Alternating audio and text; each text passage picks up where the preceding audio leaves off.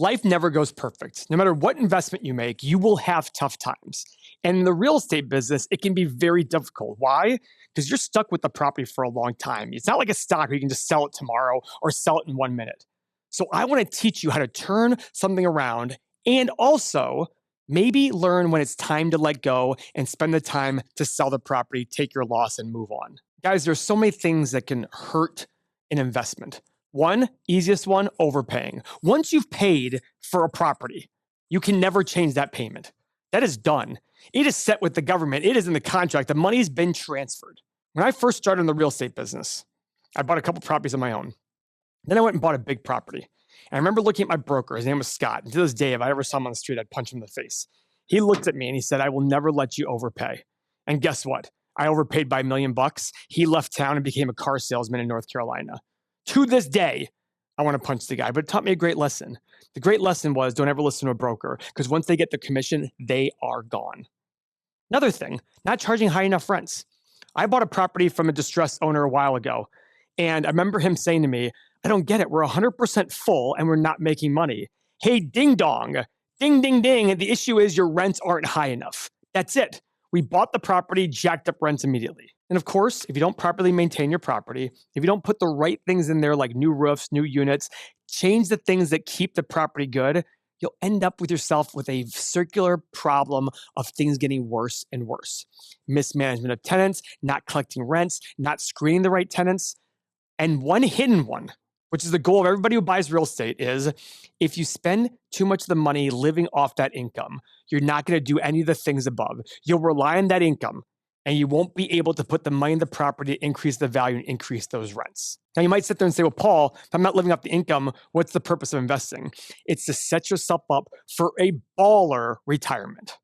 Buying one great property per year can set you up for a $10 million nest egg, $10 million net worth by buying one good property per year. Guys, one of the most important things is increasing your property's rents. Now, you might sit there and say, "Well, Paul, I've done my market analysis. I can't get higher." Here's a little secret.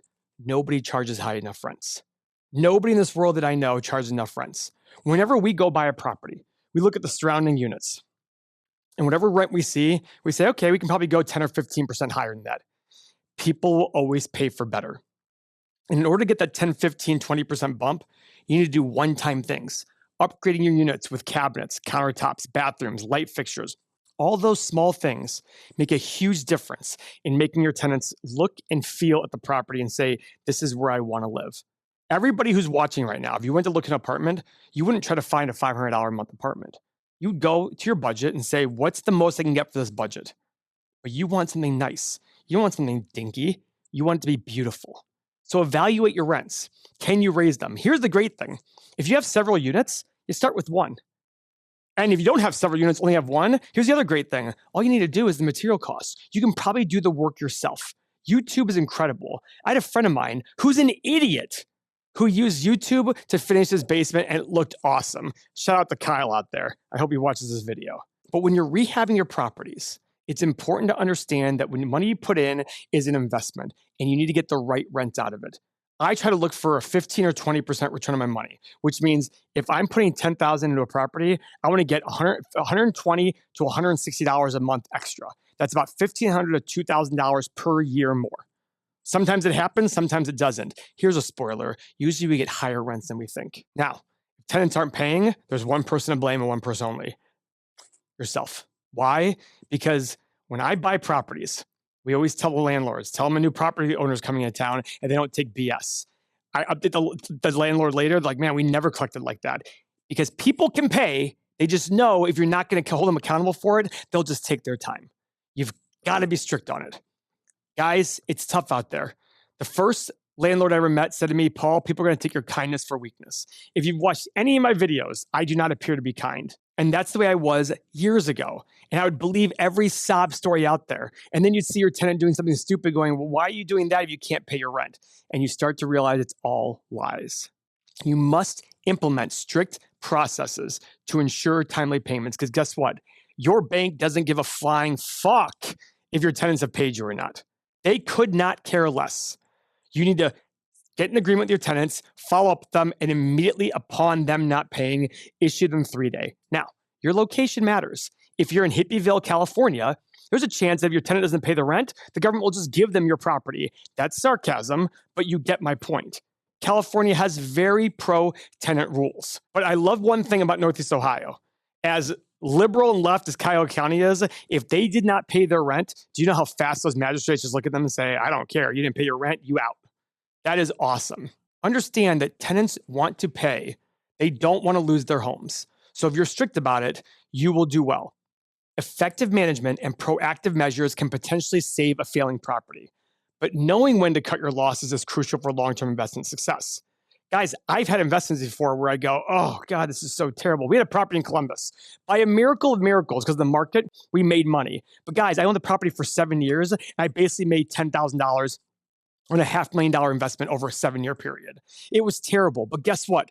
The second we sold the property, every piece of energy we were exhausting working on this property went away, and we were able to focus on the great successful properties we currently owned. So if you can't raise your rents, if you lack the necessary capital for renovations, if you're holding on to a failing property is causing you to not be able to have a reasonable life or causing you financial stress outside of your life, cutting losses allows you to move forward and focus on new investments.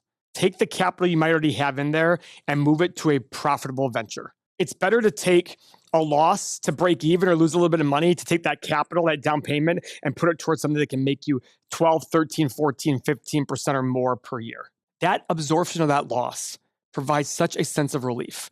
It enables you to focus on recovering losses through other opportunities. And then once you're clear of the loss, you sit back and you say, what can I do to avoid this failure next time? What did I do wrong this last time? Usually, it's price paid was too high, followed by poor management. And poor management has a lot of lists. The people I see that renovate their properties are usually the good landlords because they realize what they need to do to the property. That's why I do that so much here. Identifying that root cause of the failure is so important. So if you're ready to start investing in real estate and do it right, or you have a current real estate investment that's not doing great, join our exclusive community at everythingmoney.com, where you're going to get access to our community of real estate investors and our real estate calculator. Guys, I use this calculator to buy multi-million-dollar properties. In the last year, in 2024, we made over $30 million in acquisitions, and this year alone, we are in contract on 25 million plus so far. It guides me. This is what this is what my staff uses to buy real estate. Guys, I never live off my real estate income, but in the last 20 years, I have made tens of millions for myself and my family through real estate. One property I bought in 2010, the very beginning of 2010, I paid $3 million for it. It's now worth 25. Yes, I put 5 or 7 million into it. And you might be sitting there thinking to yourself, well, Paul, I'm not going to buy a $3 million property. Doesn't matter. 300,000 works the same way. It's all just numbers. So if you're interested in building that wealth, sign up. $7 for 7 days. Start analyzing your deals. If you're serious about doing this, I will see you on the inside. Thank you for your time.